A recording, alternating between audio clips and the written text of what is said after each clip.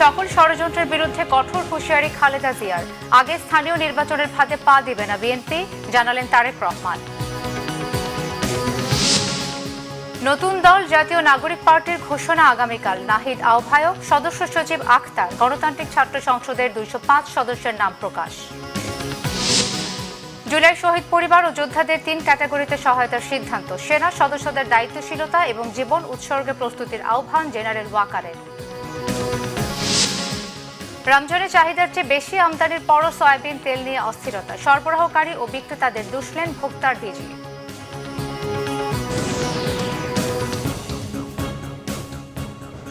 দেখছিলেন crown cement সংবাদ শিরোনাম। এবারে বিস্তারিত।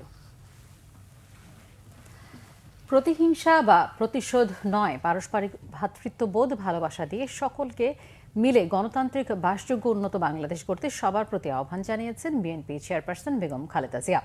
বেগম জিয়া বলেন, এমন কোনো কাজ করা যাবে না যাতে গণ অভ্যুত্থানের অর্জন নস্যাৎ হয়ে যায়। পতিত ফ্যাসিবাদ গণ অভ্যুত্থানের অর্জনকে ধ্বংসের চক্রান্ত করছে অভিযোগ করে তিনি বলেন, ইস্পাত কঠিন ঐক্য গড়ে তুলে তাদের ষড়যন্ত্র ব্যর্থ করে দিতে হবে। আরও জানাচ্ছেন জাহাঙ্গীর আখান, ছবি তুলেছেন এম সেলিম। দীর্ঘ 7 বছর পর বিএনপির বর্ধিত সভা, 16 বছরের ফ্যাসিবাদী শাসনের পতন এবং জুলাই অভ্যুত্থানের পরিবর্তিত প্রেক্ষাপটে বর্ধিত সভাকে ঘিরে উচ্ছ্বাস দেখা গেছে সারা দেশ থেকে আসা বিএনপির থানা, উপজেলা, জেলা ও পৌর মহানগর নেতাদের মধ্যে। সংসদ ভবনের এলডি হল প্রাঙ্গণ উৎসব মুখর। এর মধ্যে মঞ্চ থেকে ঘোষণা আসে, বর্ধিত সভার প্রধান অতিথি BNP chairperson Begum Khaleda Zia. London থেকে অনলাইনে তিনি যুক্ত হওয়ায় উৎফুল্ল হন নেতাকর্মীরা।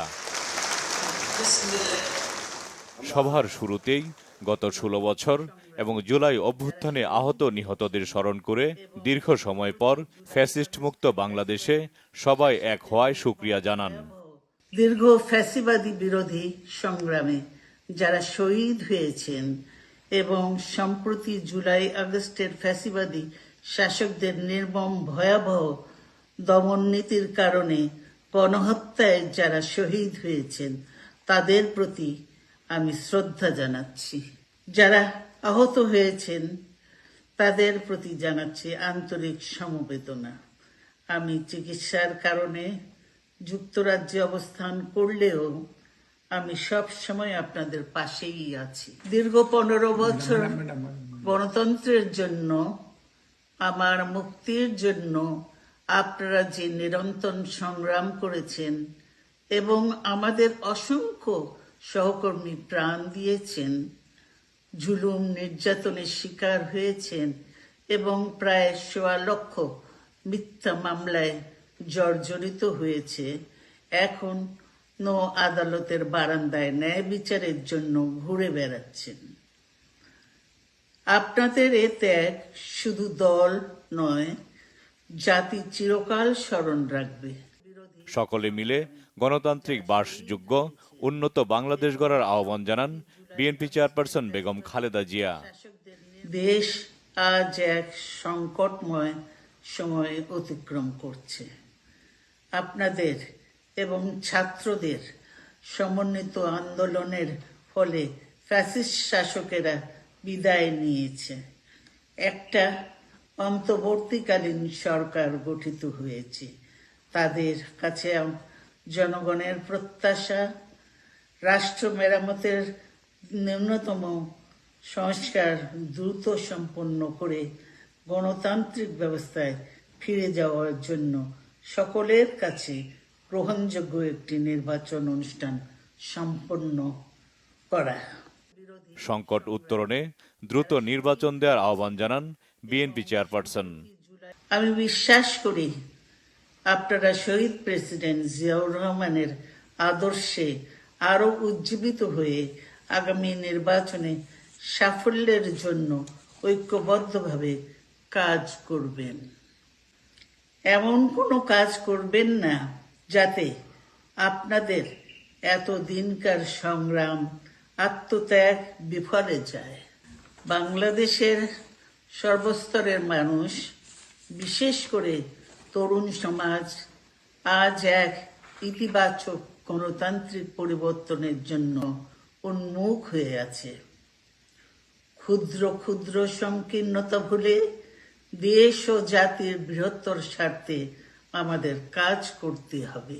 এখনো ফ্যাসিস্টদের দোসররা এবং বাংলাদেশের শত্রুরা গণ অভ্যুত্থানের মাধ্যমে প্রাপ্ত অর্জনকে নস্যাৎ করার জন্য গভীর চক্রান্তে লিপ্ত রয়েছে। ইস্পাত কঠিন ঐক্যের মাধ্যমে জনগণকে সঙ্গে নিয়ে এবং চক্রান্তকে ব্যর্থ করে দিতে হবে। আগামী দিনে গণতান্ত্রিক সুখী সমৃদ্ধ বাংলাদেশ গড়ে তুলতে সবাইকে ঐক্যবদ্ধভাবে কাজ করার আহ্বান জানান বিএনপি চেয়ারপারসন বেগম খালেদা জিয়া। দীর্ঘ 7 বছর পর অনুষ্ঠিত হলো বিএনপির বর্ধিত সভা। সভায় বিএনপি চেয়ারপারসন বেগম খালেদা জিয়া দেশকে গণতন্ত্রের পথে ফেরাতে কোনো ধরনের বিভেদ তৈরি না করে সবাইকে ঐক্যবদ্ধ থাকার আহ্বান জানান। জাহাঙ্গীর আকন্দ, বাংলা ভিশন, এলডি হল প্রাঙ্গণ, সংসদ ভবন, ঢাকা। বিএনপির ভারপ্রাপ্ত চেয়ারম্যান তারেক রহমান বলেছেন, জাতীয় নির্বাচন নিয়ে প্রধান উপদেষ্টার বক্তব্য ইতিবাচক হলেও কোনো কোনো উপদেষ্টার বিভ্রান্তিমূলক বক্তব্যে জনগণ হতাশ। জাতীয় নির্বাচনের আগে স্থানীয় সরকার নির্বাচন হলে স্বৈরাচারের দোসররা পুনর্বাসিত হবে মন্তব্য করে তিনি বলেন, বিএনপি এই ফাঁদে পা দেবে না। সরকারি সংস্কার ও বিএনপির 31 দফার মধ্যে তেমন কোনো পার্থক্য নেই বলেও জানান তিনি। ঐক্য ও জাতীয় নির্বাচনের পরিবেশ নষ্টের ষড়যন্ত্র চলছে জানিয়ে এ ব্যাপারে কৃষক, শ্রমিক, আলেম ওলামা, পীর মাশায়েখ সহ দেশবাসীকে সতর্ক থাকার আহ্বান জানান তারেক রহমান। রিপোর্ট করছেন ইমরুল কায়েস, ছবি তুলেছেন আরিফুল ইসলাম মাসুম। জাতীয় সংসদের এলডি হল প্রাঙ্গণে বিএনপির বর্ধিত সভায় সভাপতিত্ব করেন দলটির ভারপ্রাপ্ত চেয়ারম্যান তারেক রহমান। সভায় ভার্চুয়ালি যুক্ত হয়ে তারেক রহমান বলেন, হাজারো শহীদের আত্মত্যাগের মধ্য দিয়ে গণঅভ্যুত্থানে ফ্যাসিস্ট হাসিনা দেশ ছেড়ে পালিয়ে যাওয়ার পর বাংলাদেশ পুনর্গঠনের অপার সম্ভাবনা তৈরি হয়েছে। এই সম্ভাবনা নষ্ট করার জন্য নানা রকম ষড়যন্ত্র শুরু হয়েছে বলে মন্তব্য করেন তিনি। এর বিরুদ্ধে জনগণকে সতর্ক থাকার আহ্বান জানান তারেক রহমান। সুকৌশলে রক্ত পিচ্ছিল রাজপথে গড়ে ওঠা জাতীয় ঐক্য এবং জাতীয় নির্বাচনের পরিবেশ বিনষ্টের অপচেষ্টা চলছে। জাতীয় ঐক্য এবং জাতীয় নির্বাচনের পরিবেশ বিনষ্টের চক্রান্তের বিরুদ্ধে আমি আজ দেশের কৃষক, শ্রমিক জনতা, আলেম ওলেমা, পীর মাশায়েখ তথা সকল শ্রেণী পেশার মানুষকে, আপনারা আজ এখানে যারা উপস্থিত হয়েছেন, আপনাদের প্রত্যেকের মাধ্যমে তাদেরকে সতর্ক থাকার আহ্বান এবং অনুরোধ জানাই। সরকারের সংস্কারের সাথে বিএনপির 31 দফার মিল আছে বলে অভিমত বিএনপির ভারপ্রাপ্ত চেয়ারম্যানের।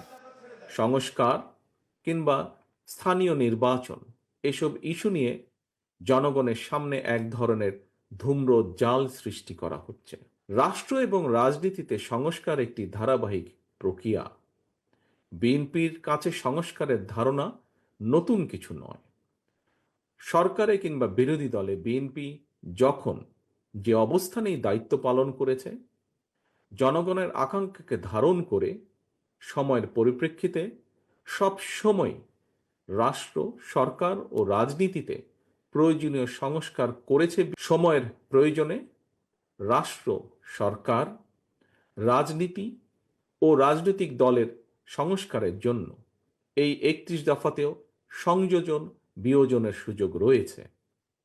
এমনকি বিএনপির 31 দফার সঙ্গে বর্তমান অন্তর্বর্তীকালীন সরকারের সংস্কার প্রস্তাবের খুব বেশি ইস্যুতে মৌলিক বিরোধ নেই। জনগণের রাজনৈতিক ক্ষমতা ফিরিয়ে দিতেই বিএনপি আগে জাতীয় নির্বাচনের দাবি করছে বলে উল্লেখ করেন তিনি।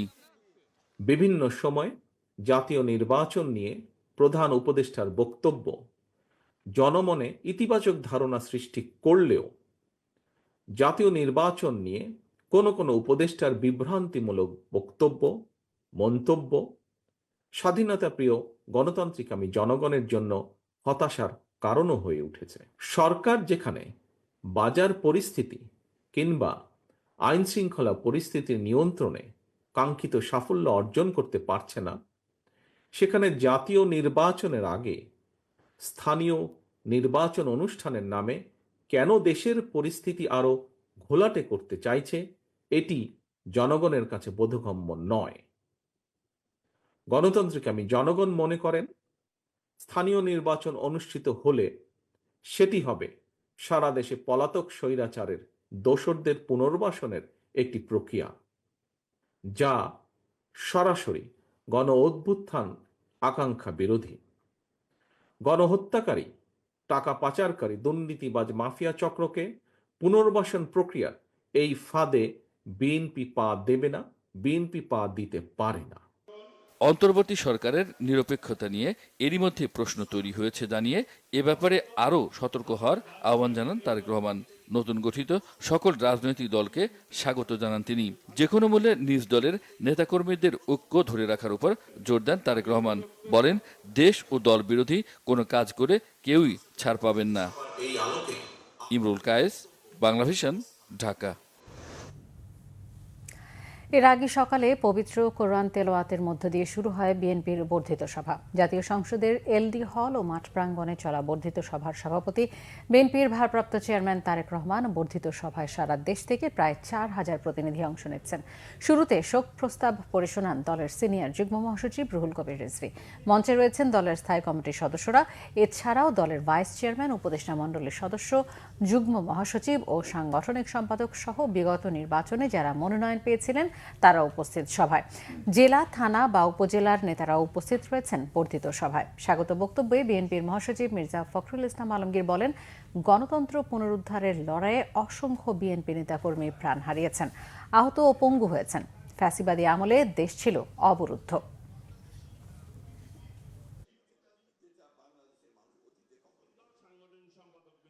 দেশে জনগণের ভোটাধিকার ফিরিয়ে দেওয়া হবে এবং জনগণ তাদের ভোটাধিকার প্রয়োগ করতে পারবেন। প্রয়োগ করে তারা তাদের প্রতিনিধি নির্বাচিত করতে পারবেন এবং গণতন্ত্রকে তার অভিষ্ট লক্ষ্যে পৌঁছানোর চেষ্টা করবেন। গণতন্ত্রের চর্চা হবে। কিন্তু আমরা দুঃখের সঙ্গে দেখছি এখনো এখন পর্যন্ত সেই লক্ষ্যে আমরা সুস্পষ্ট নির্দেশনা পাচ্ছি। ইতিমধ্যে আমরা জানেন দেশের অর্থনৈতিক অবস্থা অত্যন্ত শোচনীয় এবং দ্রব্যমূল্য বৃদ্ধি পাচ্ছে, আইন শৃঙ্খলার পরিস্থিতির অবনতি হচ্ছে। ছাত্র তরুণদের নয়া রাজনৈতিক দলের নাম জাতীয় নাগরিক পার্টি। কাল বিকেলে আনুষ্ঠানিকভাবে আত্মপ্রকাশ করবে দলটি। এরই মধ্যে চূড়ান্ত হয়েছে দলের নেতৃত্ব। আহ্বায়ক হচ্ছেন নাহিদ ইসলাম আর সদস্য সচিব আখতার হোসেন। নতুন দলে যাত্রা শুরুর সব ধরনের প্রস্তুতিও সম্পন্ন করেছে জাতীয় নাগরিক কমিটি। সারা দেশ থেকে 3-4 লাখ লোকের সমাগম ঘটবে দাবি নাগরিক কমিটির। দলটির নীতি নির্ধারকরা বলছেন, গণমানুষের দল হওয়ার পাশাপাশি নতুন বাংলাদেশ বিনির্মাণে আগামী জাতীয় নির্বাচনে অংশ নেবেন তারা। ওবায়দুল্লাহ মামুনের রিপোর্ট। জুলাই বিপ্লবের অন্যতম কারিগর দেশের তরুণ সমাজ। জুলাই অভ্যুত্থানে মূল চালিকা শক্তি ছিল তারা। হাসিনা সরকারের পতনের পর বৈষম্য বিরোধী ছাত্র আন্দোলন ও নাগরিক কমিটি সহ বেশ কয়েকটি প্ল্যাটফর্ম গঠিত হয়। ধীরে ধীরে চলতে থাকে দল গঠনের প্রক্রিয়া। শুক্রবার তরুণ প্রজন্মের হাত ধরে দেশের রাজনৈতিক অঙ্গনে রূপ নিতে যাচ্ছে নতুন রাজনৈতিক দল। আত্মপ্রকাশ উপলক্ষে মানিক মিয়া এভিনিউ চলছে সব ধরনের প্রস্তুতি। দলের নেতাকর্মীদের মাঝে উচ্ছ্বাস। দীর্ঘদিন ধরে অপেক্ষায় ছিল, সেই আগ্রহের অবসান হতে যাচ্ছে। আমরা আত্মপ্রকাশ করতে যাচ্ছি এবং আমরা এই কম সময়ের মধ্যে মানুষের একটা স্বতঃস্ফূর্ত সাড়া আমরা দেখতে পাচ্ছি। যারা রাজনৈতিক জনগোষ্ঠী হয়ে ওঠার চেষ্টা যাদের ছিল, তাদেরকে একত্রিত করে আমরা একটা পার্টি লঞ্চ করতে যাচ্ছি। তবে ইতোমধ্যে এ দলের শীর্ষ পদে কারা থাকছেন তা অনেকটাই চূড়ান্ত হয়েছে। নাহিদ ইসলাম আহ্বায়ক, আখতার হোসেনকে সদস্য সচিব, নাসিরউদ্দিন পাটোয়ারিকে প্রধান সমন্বয়কারী, সার্জিস আলম উত্তরাঞ্চলের মুখ্য সংগঠক ও হাসনাত আবদুল্লাহকে দক্ষিণাঞ্চলের মুখ্য সংগঠক হিসেবে চূড়ান্ত করা হয়েছে। নতুন এই জোটে শিক্ষার্থীদের পাশাপাশি সব শ্রেণীর মানুষের অংশগ্রহণ থাকার কথা জানান সংগঠকরা। এই যে একটা অভূতপূর্ব সারা পুরো বাংলাদেশ থেকে আমরা তাদের এই প্রত্যাশার যে পারদ, সেটাকে সবসময় বজায় রেখে সততা, ন্যায়, দেশপ্রেম এগুলোকে সামনে রেখে দেশ এবং দেশের মানুষের প্রায়োরিটি সবার আগে রেখে আমরা কাজ করে যাব। আগামীতে দেশ ও গণতন্ত্রের স্বার্থে রাজপথে থাকার পাশাপাশি জাতীয় নির্বাচনেও অংশ নেবে জাতীয় নাগরিক পার্টি। সারা বাংলাদেশ থেকে মানুষ আসার আগ্রহ প্রকাশ করছে। পরিমাণগত দিকটা আসলে ওইভাবে নিশ্চিত হওয়া যায় না, তবে আমরা সারা বাংলাদেশ থেকে আমরা অভূতপূর্ব সাড়া পাচ্ছি এবং সবাই আসতে যাচ্ছে, সবাই জানতে যাচ্ছে, আগ্রহ সৃষ্টি হয়েছে। প্রত্যেকটি রাজনৈতিক দলের চূড়ান্ত লক্ষ্য থাকে, সেটির দিকে অবশ্যই আমরা যাচ্ছি। দেশের সব রাজনৈতিক দল, বিশিষ্টজন, কূটনীতিক ও জুলাই বিপ্লবে আহত ও নিহত পরিবারদেরও আমন্ত্রণ জানানো হয়েছে নতুন রাজনৈতিক দলের আত্মপ্রকাশ অনুষ্ঠানে। ওবায়দুল্লাহ মামুন, বাংলা ভিশন, ঢাকা। এদিকে জাতীয় নাগরিক পার্টিকে 22 শর্তে শুক্রবার মানিক মিয়া অ্যাভিনিউতে দলটির আত্মপ্রকাশ উপলক্ষে সমাবেশের অনুমতি দিয়েছে ঢাকা মেট্রোপলিটন পুলিশ ডিএমপি। বৃহস্পতিবার সন্ধ্যায় ডিএমপির সদর দফতরের ঊর্ধ্বতন কর্মকর্তাদের সাথে সাক্ষাৎ শেষে দলটির শৃঙ্খলা কমিটির 4 সদস্যের প্রতিনিধি দলের সদস্যরা এই তথ্য জানান। বলেন, সমাবেশকে কেন্দ্র করে যাতে কোনো রকম জনভোগান্তি না হয় এ বিষয়ে পুলিশ কর্মকর্তাদের সাথে আলোচনা হয়েছে। দেশবাসীকে একটি সুশৃঙ্খল ও সুন্দর অনুষ্ঠান দিতে চান তারা। যানজট ও ভোগান্তি এড়াতে শুক্রবার বিকেল 3টা থেকে সন্ধ্যা 6টা পর্যন্ত মানিক মিয়া অ্যাভিনিউ এড়িয়ে বিকল্প পথে চলাচলের জন্য ঢাকাবাসীকে অনুরোধ জানিয়েছেন তারা। এই কর্মসূচিকে ঘিরে রাজধানীতে যানজট বা কোনো ধরনের ভোগান্তি হবে না বলে প্রত্যাশা জাতীয় নাগরিক পার্টির নেতাদের। 205 সদস্য বিশিষ্ট পূর্ণাঙ্গ কেন্দ্রীয় আহ্বায়ক কমিটি ঘোষণা করেছে বাংলাদেশ গণতান্ত্রিক ছাত্র সংসদ। বৃহস্পতিবার বিকেলে ঢাকা বিশ্ববিদ্যালয়ের মধুর ক্যান্টিন থেকে এই ঘোষণা দেওয়া হয়। এ সময় সংগঠনটির পক্ষ থেকে জানানো হয়, জুলাই আন্দোলনের আকাঙ্ক্ষা বাস্তবায়নে দেশের বিভিন্ন শিক্ষা প্রতিষ্ঠানের শিক্ষার্থীদের সমন্বয়ে এই কমিটি ঘোষণা করা হয়েছে। সেই সাথে কমিটি ঘোষণা নিয়ে গতকালের অনাকাঙ্ক্ষিত ঘটনার তদন্তে 3 সদস্য বিশিষ্ট কমিটি গঠন করা হয়েছে। এর আগে বুধবার 6 সদস্য বিশিষ্ট কেন্দ্রীয় আহ্বায়ক কমিটি ঘোষণা করেছিল সংগঠনটি। সে সময় কমিটি ঘোষণা নিয়ে বিশৃঙ্খলা দেখা দেয়। বুধবার কমিটি গঠনের সময় বেসরকারি বিশ্ববিদ্যালয়ের শিক্ষার্থীদের পক্ষ থেকে ঢাকা বিশ্ববিদ্যালয়ের শিক্ষার্থীদের বিরুদ্ধে বৈষম্য ও সিন্ডিকেটের অভিযোগ তুলে বিক্ষোভ প্রদর্শন করা হয়। এ নিয়ে দুই পক্ষের মধ্যে হাতাহাতির ঘটনাও ঘটে। গতকাল যে ঐতিহাসিক মুহূর্ত, সেই ঐতিহাসিক মুহূর্তে আমরা মধুর ক্যান্টিনে আমাদের ছাত্র সংগঠনের ঘোষণা করা হয়েছিল, কিন্তু সেখানে কিছু অনাকাঙ্ক্ষিত ঘটনা ঘটে। সেই অনাকাঙ্ক্ষিত ঘটনার জন্য আমরা দুঃখ প্রকাশ করছি। আমরা কিন্তু কমিটি ঘোষণার আগেই আসলে এই পরিস্থিতিটা করার চেষ্টা করা হয়। তবে প্র্যাকটিক্যালি যে বিষয়টি হয়েছে, আমরা কিন্তু এখানে বাংলাদেশের যে বিশ্ববিদ্যালয়গুলোতে রাজনৈতিকভাবে সচেতন বিশ্ববিদ্যালয় থেকে শুরু করে আমাদের এখানের যে পাবলিক বিশ্ববিদ্যালয়, প্রাইভেট বিশ্ববিদ্যালয়, কলেজ, মাদ্রাসা, ধর্মবর্ণ নির্বিশেষে কিন্তু আমরা আমাদের পূর্ণাঙ্গ কমিটির তালিকাটি করি।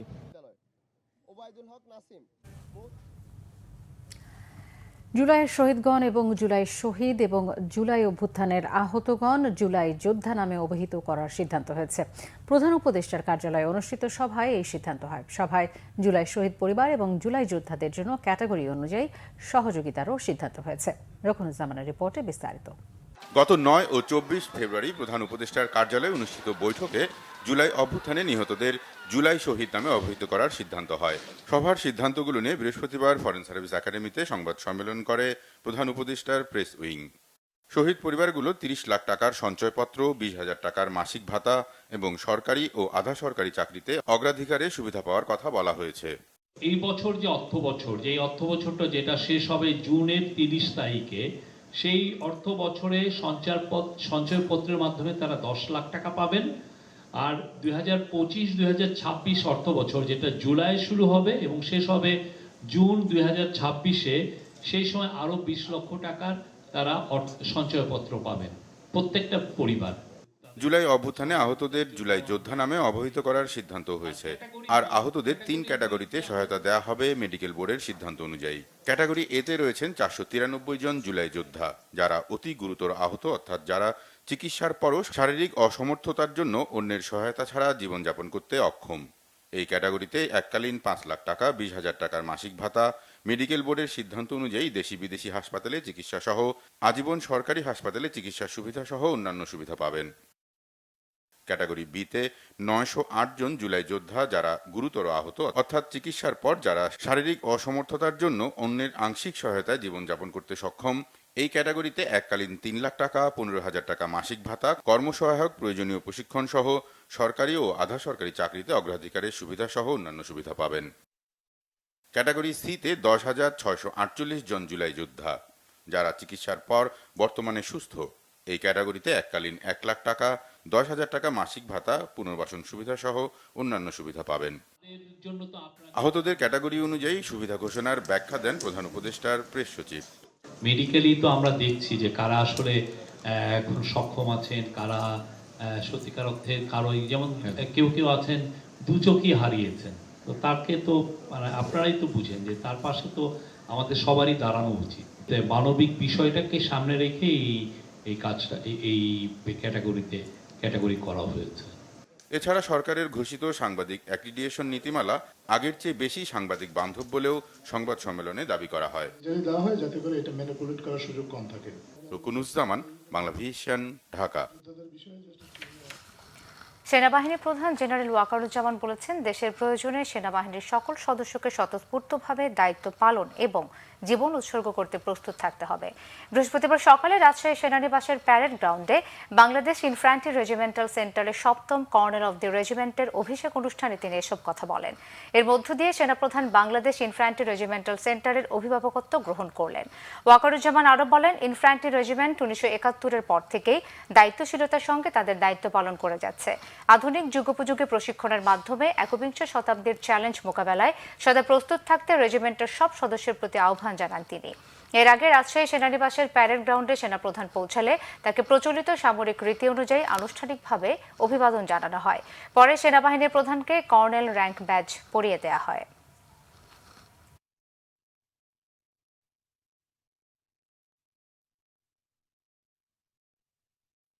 কর্নেল অব দি রেজিমেন্ট হিসাবে আমি বাংলাদেশ ইনফ্যান্ট্রি রেজিমেন্টের প্রত্যেকটি সদস্যকে পেশাদার ও সুপ্রশিক্ষিত হিসাবে গড়ে তুলতে সর্বদা বদ্ধপরিকর। পেশাগত দক্ষতার পাশাপাশি একটা সুন্দর জীবনমানও আমাদের সকলের কাম্য। আমি যে কোনো কণ্ডালমুখী কার্যক্রম বাস্তবায়নের জন্য সর্বদা সচেষ্ট থাকব ইনশাআল্লাহ। এ বিষয়ে আমি রেজিমেন্টের সকল সদস্যদের সহযোগিতা কামনা করছি। আমি আশা করব বাংলাদেশ ইনফ্যান্ট্রি রেজিমেন্টের প্রতিটি সদস্য তাদের উপর অর্পিত দায়িত্ব সর্বোচ্চ শৃঙ্খলা এবং পেশাদারিত্বের সাথে পালন করবে। এই রেজিমেন্টের প্রতিটি সদস্য দেশের যে কোনো প্রয়োজনে স্বতঃস্ফূর্তভাবে দায়িত্ব পালন করবে এবং প্রয়োজনে নিজেদের জীবন উৎসর্গ করতে প্রস্তুত থাকবে। রমজান মাসের প্রথম সপ্তাহে চট্টগ্রাম বন্দরে আমদানি হচ্ছে 14 কোটি লিটার অপরিশোধিত সয়াবিন তেল। আর্জেন্টিনা সহ একাধিক দেশ থেকে ট্যাঙ্কারে আসছে এসব তেল। কারখানায় পরিশোধন শেষে বাজারজাত করা হলে সয়াবিন তেলের সংকট কেটে যাবে বলে আশা সংশ্লিষ্টদের। বন্দর কর্তৃপক্ষ ও আমদানিকারকরা জানান, এক সপ্তাহের ব্যবধানে বন্দরে 5টি ট্যাঙ্কারে আমদানি হয়েছে 8.5 কোটি লিটার সয়াবিন তেল। আর রোজা শুরুর প্রথম সপ্তাহের মধ্যে 4টি ট্যাঙ্কারে আসবে আরও 51,000 মেট্রিক টন তেল। টিকে গ্রুপের পরিচালক শফিউল আতাহার জানান, 15,000 টন সয়াবিন তেল নিয়ে বন্দরে পৌঁছেছে MT-AVEX নামের ট্যাঙ্কার। সব মিলিয়ে 3টি ট্যাঙ্কারে প্রতিষ্ঠানটি আমদানি করেছে 43,000 মেট্রিক টন তেল। খালাস শেষে চলছে দ্রুত পরিশোধনের প্রক্রিয়া। পরিশোধন শেষে তেল বাজারজাত করা হলে সংকট কেটে যাওয়ার কথা জানান তিনি।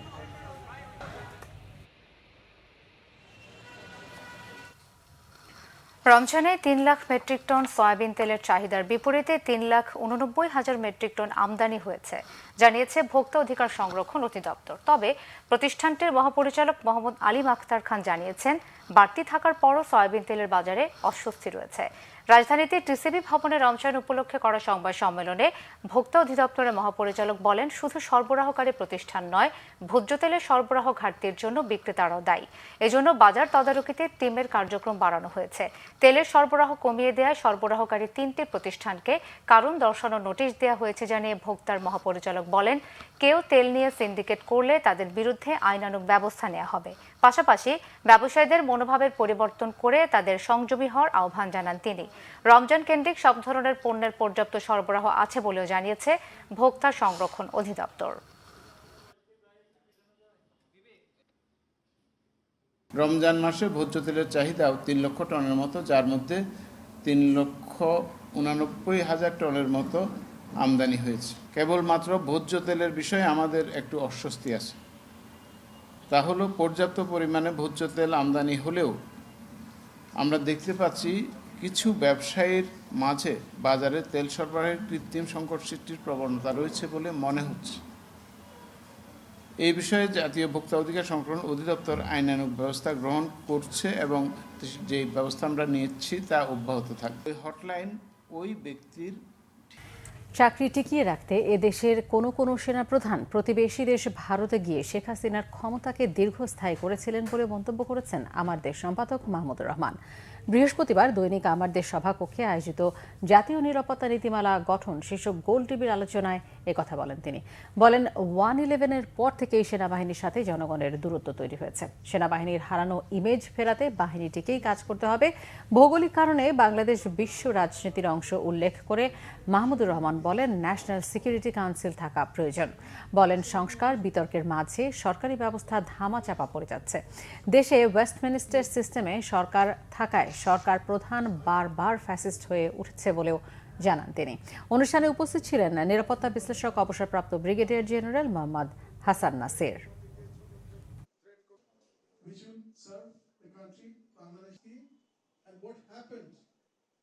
বাংলাদেশে যে সিস্টেমে রাষ্ট্র চলছে সেটাকে আমরা বলি ওয়েস্টমিনস্টার স্টাইল অফ গভর্নমেন্ট। এই ওয়েস্টমিনস্টার স্টাইল অফ গভর্নমেন্ট আমাদেরকে ফ্যাসিবাদ উপহার দিয়েছে এবং হাসিনা যে 3 বার ভুয়া নির্বাচন করে ক্ষমতায় টিকে থাকতে পারলো এটা শুধুমাত্র ওয়েস্টমিনস্টার স্টাইল অফ গভর্নমেন্টের জন্য। এই বাংলাদেশের সেনাবাহিনীর সেনাপ্রধান ইন্ডিয়াতে গিয়ে তার চাকরির বিনিময়ে সে হাসিনাকে ক্ষমতায় এনেছে। তো তাহলে শুধু পলিটিশিয়ানরা দায়ী হলো কেন? তো সেনাপ্রধান কি ধোয়া তুলসী পাতা হলো? মইনুল আহমেদ প্রণব মুখার্জির সাথে মিটিং করে সে বলেছে হাসিনাকে ক্ষমতায় আনবে, তার বিনিময়ে তাকে আর্মি চিফ রাখা হবে। এটা প্রণব মুখার্জি নিজের বইতে লিখে গেছে। প্রকাশ হয়েছে মোহাম্মদ আসিফ মর্তবার 24 বিপ্লবের চেতনা ও দৃষ্টিভঙ্গির সাথে মিল রেখে 24 জন শহীদের নামের বর্ণ ও ধ্বনি ব্যবহার করা চট্টগ্রাম গ্রন্থ জাতীয় বীর আবু সাইদ। গ্রন্থটিতে 24টি কবিতা একই বর্ণের শব্দ দিয়ে লেখা হয়েছে, যা সাহিত্যের ইতিহাসে বিরল। শহীদ আবু সাইদকে নিয়ে ইসলামী বিশ্ববিদ্যালয়ের শিক্ষার্থী মোহাম্মদ আসিফ মর্তবা একই বর্ণমালা শব্দ ও ছন্দ গাঁথনির মাধ্যমে সমসাময়িক ঐতিহাসিক প্রেক্ষাপট ভিত্তিক ভিন্নধর্মী কাব্যগ্রন্থ লিখে পাঠকপ্রিয়তা অর্জন করেছেন। শিক্ষার্থীদের মাঝে বইটি বিনামূল্যে তুলে দিয়েছেন তিনি। ভালোবেসে আবু সাইদ ও মীর মুগ্ধকে নিয়ে লেখা চট্টগ্রামটি বাধাই করিয়েছেন লাল সোনালী ফ্রেমে। শহীদের পরিবার ও আহতদের বইটি উপহার হিসেবে দিতে চান তিনি। এটি লেখকের 5ম কাব্যগ্রন্থ। আরও কিছু খবর নিয়ে এবারে রয়েছে ডেস্ক রিপোর্ট। স্বাধীন বিচার বিভাগই জনগণের অধিকার নিশ্চিত করতে পারে বলে মন্তব্য করেছেন বিচারপতি ফারহা মাহবুব। আইন বিষয়ক সাংবাদিকদের সংগঠন ল রিপোর্টার্স ফোরামের সদস্যদের জন্য আয়োজিত এক কর্মশালায় এ মন্তব্য করেন তিনি। বৃহস্পতিবার সুইডিশ এম্বাসি, সুপ্রিম কোর্ট ও ইউএনডিপির সহযোগিতায় জাতীয় গণমাধ্যম ইনস্টিটিউট এ আয়োজন করে। কর্মশালায় প্রধান বিচারপতি ডক্টর সৈয়দ রেফাত আহমেদ প্রস্তাবিত বিচার বিভাগ সংস্কারের রোডম্যাপ ও গণমাধ্যমের ভূমিকা নিয়ে পর্যালোচনা করা হয়। সাউথ ইস্ট ইউনিভার্সিটির 8ম সমাবর্তনে 1922 গ্রাজুয়েটকে ডিগ্রি দেওয়া হয়েছে। পূর্বাঞ্চলের বাংলাদেশ চীন মৈত্রী সেন্টারে এ সমাবর্তনে সভাপতিত্ব করেন পররাষ্ট্র উপদেষ্টা মোহাম্মদ তহিদ হোসেন। বক্তব্য রাখেন সাউথ ইস্ট ইউনিভার্সিটির board of ট্রাস্টিজের chairman Rezaul Karim, উপাচার্য অধ্যাপক ডক্টর ইউসুফ মাহবুবুল ইসলাম এবং উপ উপাচার্য অধ্যাপক ডক্টর এম মোফাজ্জল হোসেন। বিশ্ব কিডনি দিবস উপলক্ষে কর্মশালা করেছে বারডেম নেফ্রোলজি ও বাংলাদেশ ডায়াবেটিক সমিতি বারাস। এতে প্রধান অতিথি ছিলেন জাতীয় অধ্যাপক ডক্টর এ কে আজাদ খান। বিশেষ অতিথি ছিলেন কিডনি ফাউন্ডেশনের প্রতিষ্ঠাতা সভাপতি অধ্যাপক ডক্টর হারুনুর রশিদ। মূল প্রবন্ধ পড়েন বাংলাদেশ রেনাল অ্যাসোসিয়েশনের আহ্বায়ক ডক্টর মোহাম্মদ নজরুল ইসলাম। আমিন জুয়েলার্সের ফ্ল্যাগশিপ স্টোর ঘুরে দেখেছেন জুয়েলার্সের ব্র্যান্ড অ্যাম্বাসেডর খ্যাতিমান অভিনেত্রী জয়া আহসান। বসুন্ধরা সিটি শপিং মলে এ বিশেষ আয়োজনে জয়া আমিন জুয়েলার্সের সাথে তার নতুন পথ চলার অনুভূতি এবং ভবিষ্যৎ পরিকল্পনা নিয়ে কথা বলেন। ব্র্যান্ডটির সৃজনশীল ডিজাইন, গুণগত মান এবং ঐতিহ্যের প্রতি তার আস্থার কথা তুলে ধরেন জাতীয় চলচ্চিত্র পুরস্কার পাওয়া এই অভিনেত্রী। আমিন জুয়েলার্সের ঊর্ধ্বতন কর্মকর্তারা এই সময় উপস্থিত ছিলেন। কবি আল মাহমুদের 6ষ্ঠ মৃত্যুবার্ষিকী উপলক্ষে বিপ্লব বসন্তে আল মাহমুদ আবৃত্তি ও স্মরণানুষ্ঠান হয়েছে। কেন্দ্রীয় শহীদ মিনারে বিকালে এর উদ্বোধন করেন সংস্কৃতি বিষয়ক মন্ত্রণালয়ের উপদেষ্টা মোস্তফা সরোয়ার ফারুকী। প্রধান অতিথি ছিলেন কবি ও দার্শনিক ফরহাদ মজহার। সভাপতিত্ব করেন কবি ও সাংবাদিক অধ্যাপক আব্দুল হাই শিকদার। 1 কেজির চমৎকার প্যাকেজিং এ ইসি ডেইলি চিনিগুড়া চাল এবং 1 কেজি 500 গ্রামের সুদৃশ্য প্যাকেটে ইসি ডেইলি মসুর ডাল এখন পাওয়া যাচ্ছে বাজার, দোকান, সুপার শপ সহ অনলাইন প্ল্যাটফর্মে। উদ্বোধনী অনুষ্ঠানে ইসি অর্গান প্রোডাক্ট এর ম্যানেজিং ডিরেক্টর তানভীর চৌধুরী বলেন, বাংলাদেশের প্রতিটি পরিবারের জন্য উৎকৃষ্ট মানের খাদ্যপণ্য সরবরাহে ইসি ডেইলি তার সকল পণ্য শতভাগ বিশুদ্ধতা, খাঁটি মান এবং সহজলভ্যতার নিশ্চয়তা দেয়। উপস্থিত ছিলেন ডিরেক্টর মুনিয়া খান সহ ইস্ট কোস্ট গ্রুপের ঊর্ধ্বতন কর্মকর্তারা। মাস্টার কার্ডের সেল বিয়ন্ড শীর্ষক স্পেন্ড অ্যান্ড উইন 2025 ক্যাম্পেইনের বিজয়ীদের নাম ঘোষণা করা হয়েছে। 1 জানুয়ারি থেকে 9 ফেব্রুয়ারি পর্যন্ত চলা এই ক্যাম্পেইনের উদ্দেশ্য ছিল লেনদেনের উপর ভিত্তি করে কার্ড হোল্ডারদের আকর্ষণীয় পুরস্কার জেতার সুযোগ দিয়ে ডিজিটাল লেনদেনকে উৎসাহিত করা, যার মধ্যে ছিল একটি স্মরণীয় ক্রুজ ট্রিপ।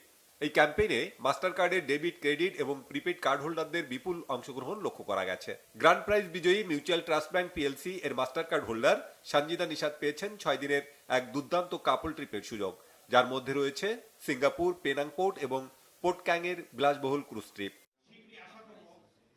বিবিএন নিউজের উদ্যোগে আন্তর্জাতিক মাতৃভাষা দিবসের আলোচনা সভা হয়েছে প্রেস ক্লাবে। অনুষ্ঠানে সভাপতিত্ব করেন বিবিএন নিউজের চেয়ারম্যান শফিকুর রহমান। অনুষ্ঠানে ভাষা শহীদ এবং 5 আগস্ট ছাত্র জনতার আন্দোলনে শহীদদের রুহের মাগফিরাত কামনা করা হয়। সেই সাথে আন্দোলনে অঙ্গহানি শিকারদের পুনর্বাসন ও সুচিকিৎসা নিশ্চিতের দাবি জানানো হয়।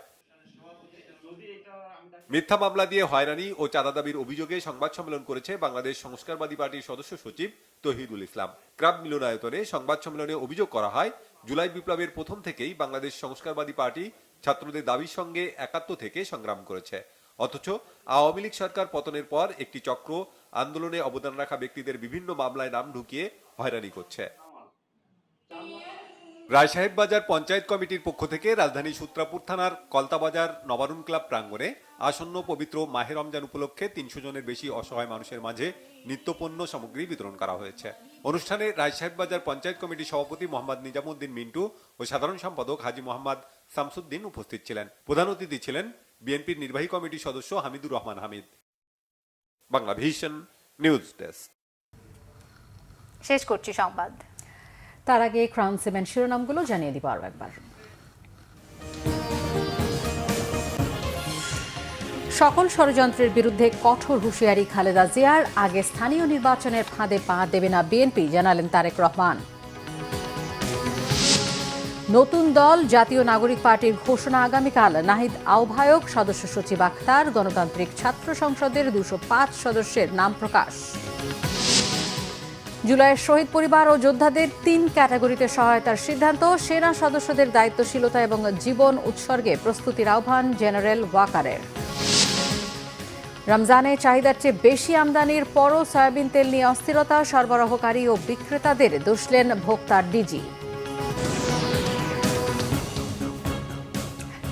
এই ছিল এখনকার মতো। পরের সংবাদ রাত 1টায় দেখার আমন্ত্রণ রইল। এছাড়াও বাংলা ভিশন সংবাদ এবং সংবাদ সংশ্লিষ্ট অনুষ্ঠান দেখতে ভিজিট করুন www.bvnews24.com ও facebook.com/banglavisionnews এবং সাবস্ক্রাইব করুন youtube.com/banglavisionnews। ধন্যবাদ, শুভরাত্রি।